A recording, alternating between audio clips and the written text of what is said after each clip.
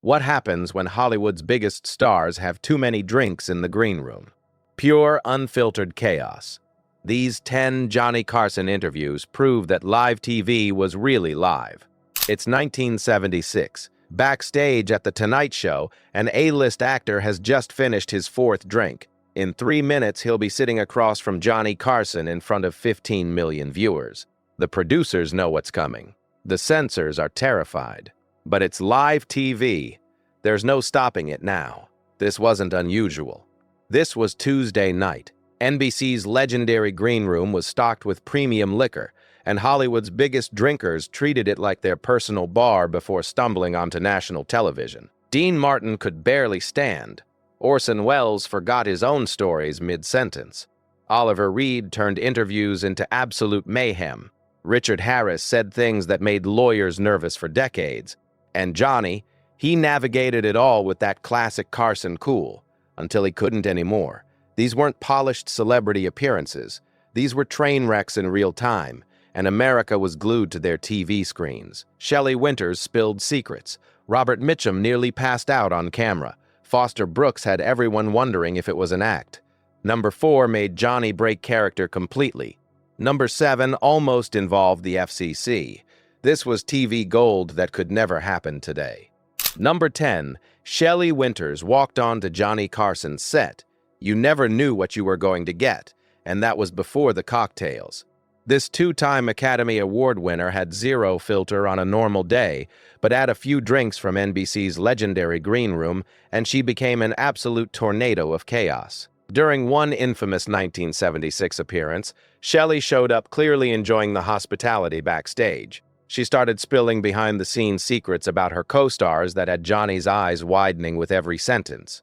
She named names. She shared stories that were definitely not approved by studio publicists. She talked about romantic entanglements with some of Hollywood's biggest leading men, and she did it all with the casual energy of someone gossiping at a cocktail party, completely forgetting she was on national television. The best part, she didn't care at all. Johnny tried multiple times to steer the conversation to safer territory.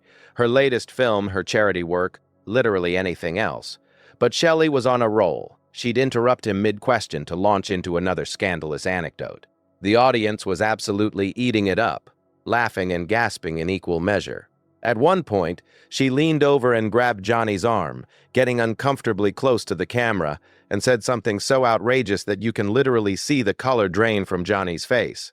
The censors were having a meltdown in the control room. But here's what made Shelley dangerous. She was charming about it. She'd say something completely inappropriate, then flash that Oscar-winning smile, and somehow you'd forgive her. She knew exactly what she was doing, playing the lovable tipsy aunt who says what everyone's thinking but nobody dares to say. The producers considered cutting to commercial at least 3 times during that interview. They didn't. Because as chaotic as it was also absolutely captivating television. Number 9, Robert Mitchum. Next up is Hollywood's coolest customer, Robert Mitchum. A man so relaxed you'd wonder if he had a pulse. Robert Mitchum didn't just show up drunk to The Tonight Show. He showed up in what can only be described as a state of supreme, almost zen-like intoxication. This wasn't sloppy drunk. This wasn't falling over drunk. This was, I've achieved a higher plane of consciousness through whiskey drunk. Mitchum would saunter onto the set moving in slow motion like he was walking through water. His eyes were half closed. His voice dropped about 3 octaves lower than usual. And he'd settled into that chair next to Johnny like he was melting into a la-z-boy at home, not sitting on a soundstage in front of millions of viewers. The interviews were legendary for their surreal quality. Johnny would ask a question, and there'd be this pause. A long, glorious pause where you genuinely weren't sure if Mitchum had heard him, understood him, or fallen asleep with his eyes open. Then, just when the silence became uncomfortable, Mitchum would deliver an answer so perfectly deadpan and hilarious that the audience would explode with laughter. He told stories about his wild days in Hollywood with the energy of someone recounting a grocery list. Bar fights, arrests, near-death experiences. Mitchum recounted them all with the same relaxed monotone, occasionally taking a sip from whatever drink the producers had reluctantly allowed him to bring on set. What made Mitchum dangerous wasn't that he was out of control. It was that he was too in control. He knew exactly how far he could push things. He'd drop hints about studio scandals, about things that happened on movie sets that were definitely not meant for public consumption, all while maintaining that sleepy who-me expression. Johnny Carson was genuinely fascinated by Mitchum. You could see it in his face. Number 8. Dudley Moore. Coming in at number 8 is Britain's cheeky export, Dudley Moore, proof that being drunk and charming is an art form. Dudley Moore had this magical ability to be absolutely hammered and still somehow more witty and quick than most people are stone-cold sober. The brilliant comedian and pianist would arrive at The Tonight Show having clearly enjoyed the transatlantic flight's beverage service, and then the green room's hospitality, and then possibly whatever he could find in the hallway on the way to the stage. What made Dudley's drunk appearances so entertaining and dangerous was that his inhibitions would completely evaporate. This was a classically trained musician, a comedian who'd worked with the best, and when the alcohol kicked in, he'd transform into this cheeky, flirtatious imp who'd say absolutely anything. He'd interrupt Johnny mid-sentence to make a dirty joke. He'd lean over and whisper something to the audience that would make them gasp and giggle. He'd play the piano with one hand while holding a drink with the other, singing improvised songs about whatever popped into his booze-soaked brain. Sometimes those songs were brilliant. Sometimes they were borderline inappropriate. Often they were both. During one memorable appearance in the early 80s, Dudley was promoting a film and was clearly several drinks deep. He started doing impressions of his co-stars that were hilarious but also revealing. He'd mimic their on-set behavior, their quirks, their demands. The audience loved it. The publicists watching backstage, not so much. But here's what made Dudley dangerous. His charm was absolutely bulletproof. He could say something completely outrageous and then flash that impish grin and giggle in that distinctive Dudley way, and you couldn't stay mad at him. It was like watching a mischievous child who knew they were being naughty but was too adorable to punish. Johnny both loved and feared these interviews. At number 7, we have the legend himself, George Burns, a man who turned drinking and smoking on national television into a lifestyle brand. Now, George Burns was different from the other entries on this list. He wasn't stumbling drunk or slurring his words. George had been drinking and smoking cigars since before most of the audience was born, and he'd achieved what can only be described as a permanent state of pleasant intoxication. It was just who he was. But that didn't make him any less dangerous. George would walk out onto Johnny's set at 80, 85, 90 years old, ancient by any standard, with a martini in one hand and a cigar in the other, and he'd proceed to tell stories that would make a sailor blush. The man had been in show business since vaudeville. He'd seen everything, and after a few drinks, he was more than happy to share it all. He'd talk about the old days in Hollywood, when everyone was sleeping with everyone else. He'd name names, major stars, studio executives, people who were still alive and very much hoping those stories stayed buried. George didn't care. He'd made it to his 9th decade. What were they going to do? Fire him? What made George Burns brilliantly dangerous was his delivery. He'd say something absolutely scandalous with the same casual tone he'd used to comment on the weather. Oh yeah, I remember when so-and-so was having an affair with such-and-such while married to what's-his-name. Good times. Then he'd take a puff of his cigar and a sip of his drink like he'd just mentioned what he had for breakfast. Johnny would try to move the conversation along, desperately hoping George wouldn't elaborate. Sometimes it worked. Sometimes George would say, "You want to hear the rest of that story?" And Johnny's face would show pure panic while the audience leaned forward with delight. The thing about George Burns drunk on The Tonight Show was that he'd earned the right to say whatever he wanted. He was a living legend.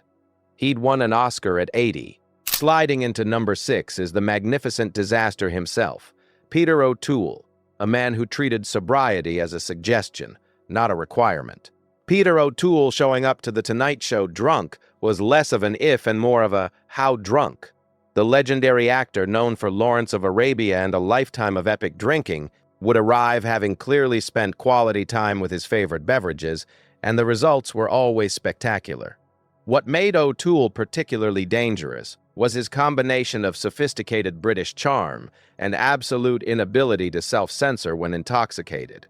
He'd start telling stories in that gorgeous, theatrical voice of his, Stories about making movies in the desert, about legendary drinking sessions with Richard Burton, about the old days of British theater, and somewhere around the third anecdote, things would go completely off the rails. He'd forget where he was in the story. He'd start a sentence in English and somehow end it in what sounded like poetry or maybe nonsense. With O'Toole, it was hard to tell the difference. He'd lean way too close to Johnny, invading his personal space in that way drunk people do, and deliver what he thought was profound wisdom but was actually just beautifully articulated rambling. During one legendary appearance in the late 70s, O'Toole was supposedly there to promote a film. Nobody remembers which film. What everyone remembers is O'Toole telling a story that started about working with Katharine Hepburn and somehow ended with him dramatically reenacting a scene from Hamlet while standing on the couch. Johnny just sat there, caught between horror and admiration, as this Oscar-nominated actor performed Shakespeare drunk at 11:30 p.m. on NBC. The audience didn't know whether to applaud or call for medical assistance. But here's what made O'Toole dangerous. He was too charming to stop. His slurred words still sounded elegant. His rambling stories still held your attention. He'd forget the question Johnny asked. Coming in at number 4 is the Irish legend who made drunk storytelling an Olympic sport, Richard Harris, the man who could turn a simple anecdote into an epic saga, especially after a few drinks. Richard Harris was a phenomenal actor. Dumbledore in the Harry Potter films, King Arthur in Camelot, a genuinely talented performer. He was also one of the most legendary drinkers in Hollywood history, and when he showed up on The Tonight Show after visiting NBC's Green Room, magic happened. Dangerous, unpredictable, occasionally incomprehensible magic. Harris had this incredible Irish gift for storytelling, and alcohol only amplified it. He'd start telling Johnny a story about making a movie, and it would begin normally enough. But somewhere around the 2-minute mark, the story would expand. It would grow branches. It would develop subplots. Characters would be introduced and then forgotten. The timeline would become questionable. Johnny would sit there, nodding politely, clearly lost but too professional to interrupt. The audience would be in various states of confusion and delight. And Harris would just keep going. His Irish accent getting thicker with every sentence, his gestures getting more dramatic, his voice rising and falling like he was performing Shakespeare in the Globe Theater. During one infamous appearance, Harris told a story about filming in the Mexican desert that started coherent and slowly devolved into what can only be described as fever dream territory. He talked about heat and horses and conflicts with directors and possibly a bar fight and definitely a woman and maybe a car chase. Honestly, by the end, nobody was sure what had actually happened, including probably Harris himself. The dangerous part was that Harris had zero self-awareness when drunk. He'd think he was being absolutely clear and articulate, delivering Oscar-worthy anecdotes, when in reality he was rambling like someone who'd just woken up from a very strange dream. Taking the bronze medal at number 3 is the genius himself, Orson Welles, a man whose drunk appearances were like watching a Shakespearean tragedy performed in a funhouse mirror. Orson Welles showing up drunk to The Tonight Show was an event. This wasn't just any actor or celebrity. This was the man who made Citizen Kane, who terrified America with a radio broadcast about a Martian invasion, who was legitimately one of the greatest minds in entertainment history. And when that mind was lubricated with several glasses of wine or whatever else he could find, things got surreal. Wells had this magnificent, booming voice that commanded attention even when he was slurring his words. He'd settle into the chair next to Johnny. And settle is the right word because Wells was a large man who took up considerable space, and he'd begin holding court like a king addressing his subjects. The problem was that drunk Orson Welles had the confidence of sober Orson Welles, but approximately none of the focus. He'd start discussing cinema or literature or politics, and his monologues were spectacular for about 30 seconds. Then they'd drift. He'd lose the thread. He'd start a sentence with tremendous authority and then just stop mid-thought, looking confused about where he was going with that idea. Johnny would jump in, trying to help him complete the thought or steer to a new topic. Wells would wave him off, insisting he was getting to the point, and then launch into a completely different tangent about something that happened to him in Paris in 1952, or his thoughts on modern architecture, or a criticism of network television, all while promoting a wine commercial or a TV movie. What made Orson Welles dangerous was his complete inability to accept that he was drunk. In his mind, he was as sharp and brilliant as ever. In reality, he was forgetting names, mixing up stories, and occasionally nodding off mid-sentence. But his ego and his natural authority were so powerful. At number 2, we have the man who made everyone ask the question, Foster Brooks. Wait, is he acting or is he actually drunk? This is where things get beautifully complicated. Foster Brooks made his entire career playing a drunk. That was his character. That was his shtick. He'd stumble onto stages, slur his words, tell rambling stories, and have audiences in stitches because his drunk act was absolutely perfect. Too perfect, some would say. When Foster Brooks appeared on The Tonight Show, it created this meta-confusion that drove everyone crazy. He'd walk out in character as the lovable drunk, and he'd do his routine, the swaying, the slurred speech, the off-topic rambling. The audience would laugh. Johnny would play along. It was all very professional and rehearsed. But then something would happen. Maybe Brooks would stumble a little too realistically. Maybe his eyes would seem a little too unfocused. Maybe his timing would be just slightly off in a way that suggested this wasn't entirely an act anymore. And suddenly everyone watching would think, wait, is Foster Brooks actually drunk while playing a drunk? This made him dangerous in the most delicious way possible. The genius of Foster Brooks was that you could never be completely sure. He'd been doing the drunk act for so long that he could probably do it in his sleep. But had he also been enjoying NBC's hospitality before the show? Was the character bleeding into the character? During one appearance, Brooks was doing his routine and he stumbled over his words in a way that seemed genuine. Johnny gave him this look, a quick, concerned glance, and you could see him wondering the same thing the audience was wondering. Brooks recovered smoothly and kept going, but that moment of doubt had been planted. The rumors about Foster Brooks were legendary. Some people who worked with him insisted he was stone-cold sober for every performance, that he was a consummate professional. And finally, at number 1, the undisputed champion of drunk appearances, the man who made alcoholism look like sophistication, Dean Martin. The smoothest disaster in television history, Dean Martin wasn't just drunk on The Tonight Show. He was a legend drunk on The Tonight Show. This was a man who built his entire persona around the image of the boozy crooner, the guy with a drink always in hand, the cat who was too cool to care.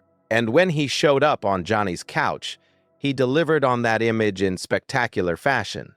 But here's what made Dean Martin the most dangerous drunk guest in Tonight Show history. He was so good at it that it became impossible to tell where the act ended and reality began. Dino had been playing the drunk character since his days with Jerry Lewis. It was his brand. But unlike Foster Brooks, whose drunk act was obvious comedy, Dean's drunk persona was meant to seem real, suave, sophisticated, but definitely intoxicated. When Dean Martin walked onto the Tonight Show set, he'd have that familiar sway in his step. His eyes would be at half-mast, giving him that perpetually amused, slightly confused expression. He'd be holding a glass of what he claimed was apple juice, but everyone knew wasn't, and he'd settle into the chair with the boneless grace of someone who'd had exactly the right amount to drink, which for Dean was always a lot. Dean would ramble through stories about the Rat Pack, about shows in Vegas, about Frank Sinatra and Sammy Davis Jr. and all the wild things they'd done. But he'd tell these stories with such casual confidence, such effortless charm, that even when he was clearly making no sense, you didn't care. He was Dean Martin. Making sense was for other people. What made Dean dangerous was his timing. Even drunk, or appearing drunk, the debate continues. His comedic timing was impeccable. He'd set up a joke, deliver the punchline with that lazy drawl, and the audience would explode with laughter. And there you have it, the top 10 Johnny Carson guests who were drunk and completely dangerous. From Shelley's scandalous secrets to Dean's legendary swagger, these were the moments when live TV was really live, when anything could happen, and when America couldn't look away. Which moment shocked you the most? Drop it in the comments below, and don't forget to subscribe for more classic TV moments that would never fly today.